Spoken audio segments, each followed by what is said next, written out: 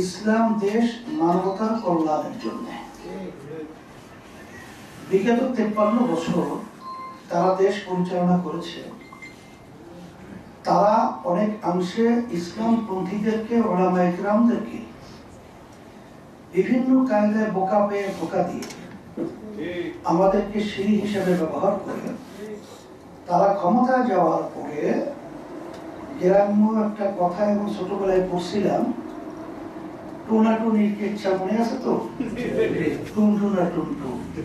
অর্থাৎ বাস্তবে হলো ইসলাম দেশ মানবতার কল্যাণ তাদের থেকে আমরা পাই নাই, বরঞ্চ আমরা দেখেছি তাদের পরিচালনায় এই দেশটা একবার দুইবার নয় 5 বার চোরের দিক থেকে তামাম দুনিয়ার ভিতরে ফার্স্ট বানিয়েছে। এদের পরিচালনায় আমরা পেয়েছি হাজার হাজার মায়ের কোল সন্তান হারা হয়েছে। এদের পরিচালনায় আমরা পেয়েছি আয়না ঘর। এদের পরিচালনায় আমরা পেয়েছি রাস্তায় নামলে গুম হওয়া, বিশেষ করে আওয়ামী লীগ, বিএনপি, জাতীয় পার্টি সহ আলাদা কয়েকটা সময় এরকম। এদের পরিচালনায় আমরা দেশের কল্যাণ, ইসলামের কল্যাণ, মানবতার কল্যাণ কিছু পেয়েছি। আবার নতুন ভাবে ক্ষমতায় আসবে, ইসলামের উপকার করবে, এই ধরনের মাথায় চিন্তা কে ঢুকায়? এটা তো অসম্ভব, হতেই পারে না। সেই হিসাবে আমি বলবো যে অনেকে আবার এখন একটা বিভিন্ন কায়দায় বলেন আমাদের একটা রাষ্ট্র যাবে, আবার পিয়ার পদ্ধতিটা কি? কথা ঠিক না? শোনেন, পিয়ার পদ্ধতিতেও ঐক্য থাকা দরকার আছে। কারণ যখন ইসলামী পন্থীগুলো একত্রে আমরা আওয়াজ করতে পারবো, যখন আপনারা নির্বাচনের জন্য বাক্স পাঠাবেন দলীয় ভাবে, যখন মার্কানিয়া, তখন মানুষের আন্তরিকতা বাড়ায়, ইসলাম পন্থী এবং ইসলামের পক্ষে বাক্সে তারা ভোট বেশি দেবে। কথাটা বোঝেন নেই? এগুলো এক।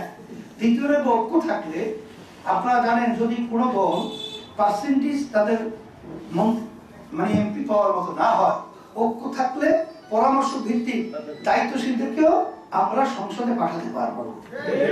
ঐক্য থাকলে কি হয়, আমরা একত্রে যদি থাকতে পারি তাহলে এই যে যারা নাকি স্বার্থান্বেষী হক, এরা কখনোই দেশের স্বার্থের বিরোধী, ইসলামের স্বার্থের বিরোধী, মানবতার স্বার্থের বিরোধী কোন আইন পাস, কোন সিদ্ধান্ত নিতে সাহস পাবে না। তখন ইস্পাত পাথরের চেয়েও মজবুত, কঠিন ভাবে ওদেরকে আমরা একত্রে প্রতিহত করতে পারবো। এই জন্য ঐক্যতা অত্যন্ত জরুরি এবং এটা খুবই প্রয়োজন দেশ গড়ার জন্য, ইসলামের জন্য, মানবতার কল্যাণের জন্য।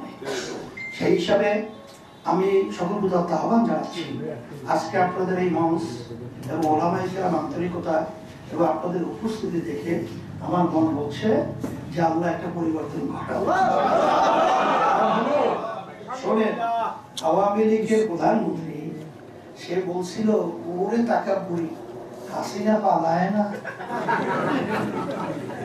আর বাস্তবতা কি হলো, ভাত পাক করে খেয়েও যেতে পারে না,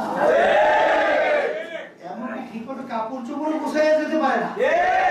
আমার মালিকের মাই আলমের ভাই, যেহেতু আল্লাহ রাব্বুল আলামিন পরিবেশ তৈরি করছে, সেই হিসাবে আমি বলবো যে আমাদের বাংলাদেশের ভবিষ্যৎ আসলে বাস্তবতা হলো ইসলাম। ইসলাম নীতি আদর্শের বাহিরে কখনোই ইতিহাস তামাম দুনিয়ার শান্তি আসে নাই, আসতে পারে না। আমরা আওয়ামী লীগ, বিএনপি, জাতীয় পার্টি সহ অনেক কিছু দেখেছি, ইসলাম দেখি নাই। আর ইসলাম দেখার জন্যই আমি আপনাদের স্মরণ করাইয়া দিচ্ছি, জুলাই 5ই আগস্ট আপনারা দেখেছেন, তখন ইসলাম পন্থীরা নামছে দেশ রক্ষার জন্য, বিচারীদের জানমাল ইজ্জত এর নিরাপত্তার জন্য, আর তখন এক শ্রেণী নেমেছে চাঁদাবাজির জন্য। তারা জায়গা দখল, টেন্ডারবাজি, স্টেশন দখলের জন্য তারা নেমেছে, আর ইসলাম পন্থীরা নেমেছে দেশ রক্ষার জন্য। এটাই হলো ইসলামের সুবাতাস। আমরা আসলে চাইতেছি যে ইসলাম পন্থী এবং দেশ প্রেমিক যারা রয়েছে, আমরা সবাই একত্রিত হয়ে নির্বাচনের একটা বাক্স পাঠাতে পারি, এই চিন্তা চেতনা নিয়েই আমরা কার্যক্রম পরিচালনা করছি, যেটাকে নির্বাচনী সমঝোতা বলা হয়। এই কাজটা আমরা করছি এবং এইভাবেই পরিবেশ তৈরি হচ্ছে আলহামদুলিল্লাহ।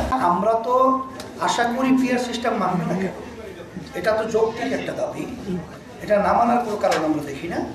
এখানে তো দেখি যে বিএনপি শুধুমাত্র একটু গরিবেশি করছে, কিন্তু কেন করছে এটাও ব্যাখ্যা আমরা পরিষ্কার পাইনি। কারণ তারা তো বড় দল, তারা পিয়ার সিস্টেমে তো তাদের ভোটই বেশি আসবে এবং তারা তো ভালো একটা অবস্থান তৈরি করবে। এখন তারা এটা কেন চাচ্ছে না, তবে আমাদের ধারণা, আমরা সেদিকেও বলেছিলাম, হয়তোবা তারা এককভাবে ক্ষমতা যাওয়ার যে স্বপ্নটা দেখছে, পিয়ার সিস্টেম আসলে হয়তোবা এককভাবে ক্ষমতা যাওয়াটা বাধা হয় নাকি, এই ভয়টা হয়তোবা তাদের ভিতরে কাজ করছে।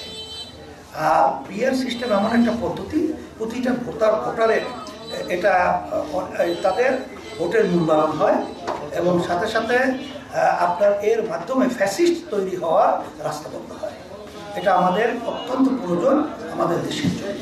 কালো টাকার দৌরত্ব, পেশি শক্তির দৌরত্ব, এটা কিন্তু অনেকটাই পিয়ার পদ্ধতির মাধ্যমে এটা বন্ধ হয়। এটা আমাদের সকলেই দরকার, এটা আমরা মনে করছি।